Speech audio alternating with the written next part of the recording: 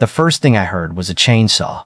The second was a woman yelling, "Cut every last one." And the third was the sound a man makes when he realizes somebody has just murdered 80 years of his family history. I had been gone less than 2 days, and when I came around the bend on my own gravel road, 7 black oaks were already down, their crowns tangled across the hillside, leaves still shaking in the afternoon wind. Standing above them was Cynthia Bellamy, president of the High Meadow Ridge HOA, holding a clipboard like it was a badge issued by God. "My name is Everett Hale. I am 63. And until that day, I believe nobody could be foolish enough to stand on another man's land, point at his grandfather's grove, and call it routine maintenance." Those oaks had been planted by my grandfather Silas in 1946, after he came home from Europe with 2 fingers missing and shrapnel near his spine. He said the war had shown him enough empty fields, so he wanted to leave behind something that made shade.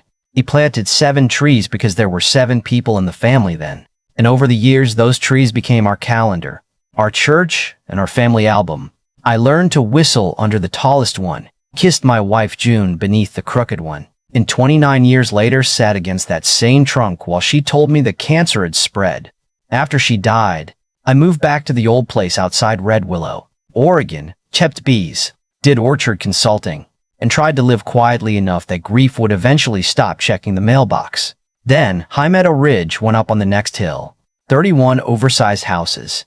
Cynthia ran the HOA with the cheerful cruelty of a woman who thought smiling made every threat legal. For 3 years, she mailed complaints about my barn, tractor, bees, firewood, and once, the emotional impact of my rusted rain barrel. I saved every letter in a red binder my granddaughter Piper labeled Queen Cynthia's Greatest Hits. I never answered one. Silence made Cynthia nervous, and nervous people with power tend to invent permission. That Friday, I was returning from a tree health workshop when the smell hit me. Diesel, hot chain oil, and fresh sap. I stopped the truck and stared at the open sky where the grove had been. Cynthia saw me, smiled, and walked down the slope like she was presenting a finished project. "Ever there?" "Good," she said. "We were hoping to complete the view restoration before you returned." "What view restoration?" I asked. She tapped the clipboard. "The HOA has a recorded scenic easement over the western portion of your parcel. Your trees were blocking 6 premium lots." I asked who signed it. "Your grandfather," she said. 1992. That was interesting, because Silas Hale died in 1984. I let the silence stretch until her smile tightened.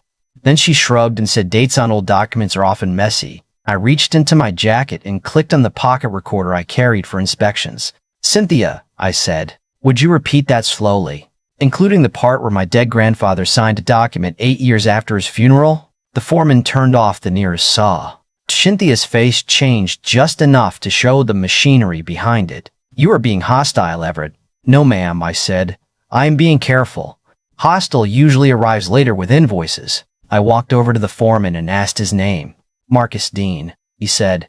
His company was Valley Crest Clearing, and Cynthia had told him the county approved everything. I pointed at the largest stump, nearly 4 feet across. "These are registered habitat trees," I told him. 2 had active western bluebird cavities. 3 were nesting sites for acorn woodpeckers. And the grove was listed under a conservation agreement my mother filed in 1996. Marcus looked at Cynthia. "Nobody told us that." "Of course they did not," Cynthia snapped. "He is intimidating you." Marcus removed his gloves. "Ma'am, old oaks with cavity nests are not something we gamble on." He ordered his crew to shut down, leave the wood, and move their equipment off my property. Cynthia stepped in front of the chipper and told them they worked for her. Marcus said, "Not anymore." And that may have been the first honest sentence anybody had spoken to Cynthia Bellamy in years. She turned on me, red climbing up her neck. "You will regret interfering with an authorized HOA action." I took out my phone and photographed every stump, tire track, truck plate, and face on that hill. Cynthia followed me, calling me dramatic, unstable, and damaging to community relations. I kept taking pictures. When she finally left, she pointed at me and said, "This is not over." I looked at the 7 fallen trunks and said, "No, Cynthia, it is not." The first certified letter arrived the next morning. According to the HOA, the stumps were now a safety hazard, and I had 30 days to grind them out, reseed the slope, and pay a $12,000 emergency assessment. They described the destruction as corrective pruning. I called my attorney, Jonah Pike, who laughed whenever somebody handed him excellent evidence. After I read the letter aloud, he was quiet for 5 seconds. Everett, do not touch those stumps. They are evidence now. Photograph the cuts. Preserve the sawdust. Pull the habitat filing. And request the original easement, not a copy. Then he asked whether I had Cynthia on tape. I told him I had every word. Jonah laughed once, low and satisfied. Good, he said. Because people like her always think the loudest voice owns the land, until the land wreckers start talking back. 3 nights later, at 4:18 in the morning, one of my new trail cameras set an alert. I opened the video and watched 2 hooded figures climb my fence carrying a backpack sprayer, walking straight toward the fresh stumps. One of them knelt beside the oldest stump and began soaking the cut surface with a clear liquid, while the other stood watch near the fence, turning his head every few seconds like a teenager stealing beer from a garage refrigerator. They were not there to remove evidence. They were there to make sure the trees could never send up new shoots. And that detail told me more than either man probably understood. Cynthia was afraid the grove might survive her. I saved the clip to 3 different drives, emailed it to Jonah, then called the county sheriff's non-emergency line and asked for Deputy Lena Morales, a former wildlife officer who had once helped me document an illegal logging case. She arrived just after sunrise, watched the footage twice, and said, "Whoever hired these 2 has now moved from stupid to criminal." By noon, the liquid had been sampled, the boot prints had been cast, and the camera footage had been enhanced enough to show the logo on one man's jacket, Valley Crest Clearing. Marcus Dean called me before the deputy even reached him. "Everett, I swear I did not authorize this." I believed him. Marcus sounded sick, not defensive, and men who've spent their lives around trees know there are some jobs that stain you longer than oil. The man in the video turned out to be his former crew supervisor, Rick Talbot, who had been fired 6 months earlier for spraying herbicide without a license. Rick lasted 11 minutes in an interview room before admitting Cynthia had paid him $400 in cash to make sure the stump stayed dead. She told him I was senile, that my daughter controlled the property, and that the HOA already owned the slope through an easement. Every lie was just believable enough to work on somebody who wanted the money. Jonah called that afternoon and said, "She is building our case faster than I can organize the folders. Do not interrupt her. Let her keep helping." 2 days later, the county recorder finally produced the easement Cynthia had been waving around. The first page looked official from a distance, stamped, notarized, filled with legal language about scenic corridors and vegetation control. But the closer we looked, the more it resembled a scarecrow wearing a sheriff's uniform. The document claims Silas Hale granted rights to High Meadow Ridge Homeowners Association in 1992. But the subdivision was not incorporated until 2018. The notary seal belonged to a woman who had retired in 1989. The parcel description used a tax map format the county did not adopt until 2004. Most importantly, the signature was copied from my grandfather's 1977 farm equipment loan, right down to a small ink blot beneath the H in Hale. I knew that blot because the original loan paper had lived in my mother's cedar chest for 40 years. Jonah stared at both signatures beneath his desk lamp, then leaned back and smiled without humor. "Everett, this is not a bad document. This is a forged document made by someone who assumed nobody would ever compare it to the real one." Deputy Morales brought in Detective Naomi Keller from the county fraud unit, and Naomi had the kind of patient face that made dishonest people talk too much. She pulled every scenic easement connected to High Meadow Ridge and found 9 more documents involving elderly landowners, dead landowners, or farms whose heirs lived out of state. 4 signatures belonged to people who had died before the dates on the papers.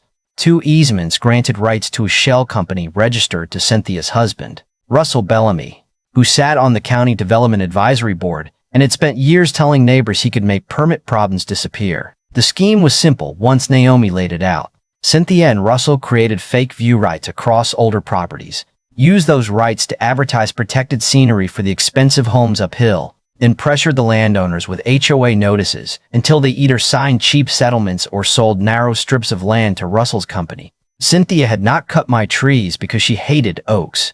She cut them because 6 houses were about to go on the market, and an open valley view could add $50,000 to each listing. My grandfather's grove had been standing between her and roughly $300,000. That was the motive, clean and ugly. Naomi asked us to keep the fraud investigation quiet while she prepared warrants. I agreed, but quiet did not mean passive. Jonah filed a civil suit the next morning, naming the HOA, Cynthia personally, Russell Shell Company, and Valley Crest Clearing, though Marcus immediately offered his contracts, invoices, text messages, and insurance records. An arborist assessed the 7 trees at just over $412,000 in replacement and landscape value.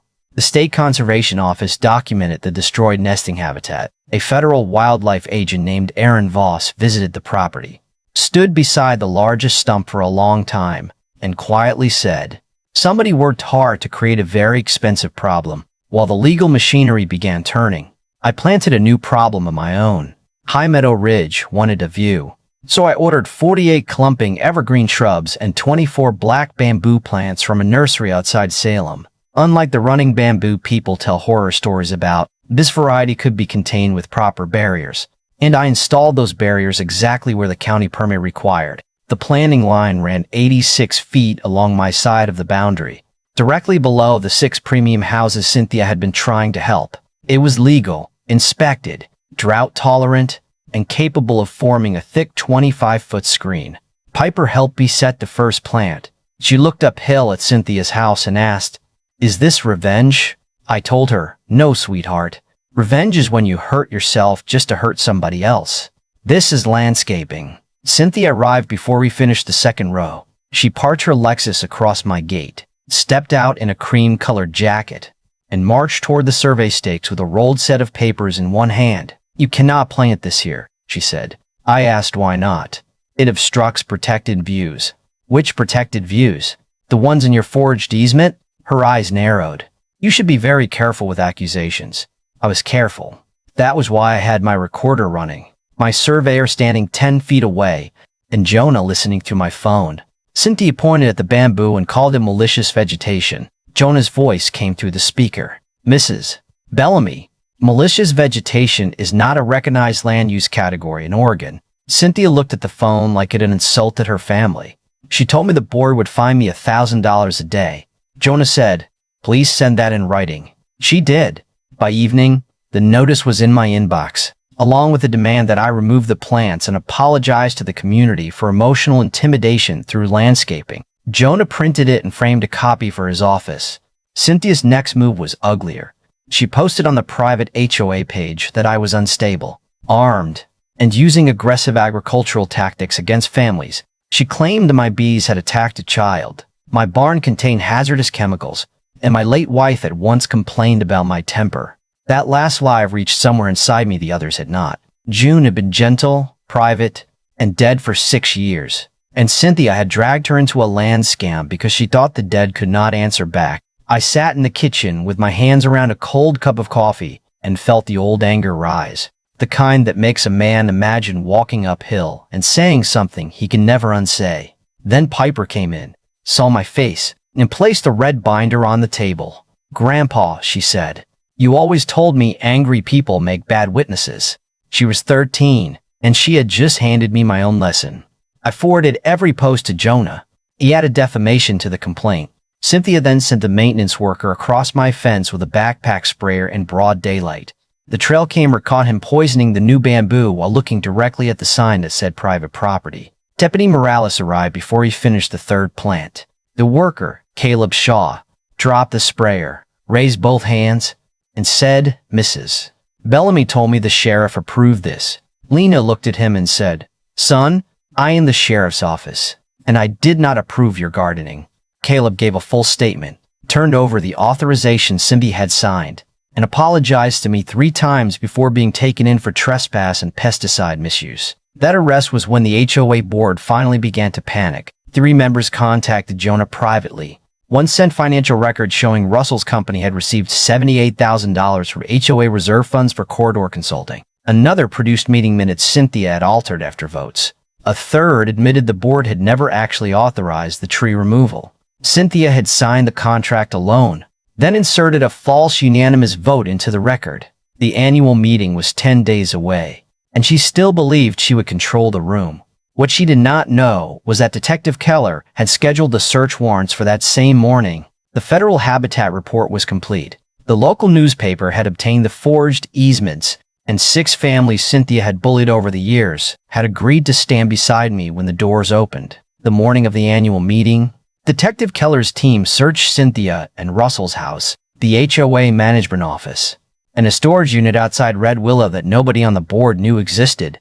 They found boxes of copied deeds, blank notary forms, county stamps, old signature samples, and a spreadsheet ranking neighboring properties by age of owner, estimated land value, and likelihood of resistance. My name was beside the words widower, isolated, probably compliant. I stared at that line longer than I should have. Cynthia had looked at a man grieving his wife and mistaken sorrow for weakness, and there was something almost comforting in realizing how badly she had misread me. By 6 that evening, the Red Willow Community Hall was packed. Residents stood along the walls. Reporters filled the back row, and 6 farming families sat near me holding certified copies of easements that dead relatives had supposedly signed. Piper sat on my right with the red binder in her lap, both hands wrapped around it like she was protecting the family Bible. Jonah leaned over and whispered, "Whatever happens, let the board speak first." Cynthia entered at 6:20 in a pale gray suit, her hair perfect, her smile stretched tight enough to crack. Russell was not with her. He'd been detained that afternoon after investigators found county planning files in his private office and $43,000 in cash inside a locked wine refrigerator. Cynthia walked toward the stage as though none of that had happened, set her clipboard on the podium, and tapped the microphone. "Good evening, neighbors," she began.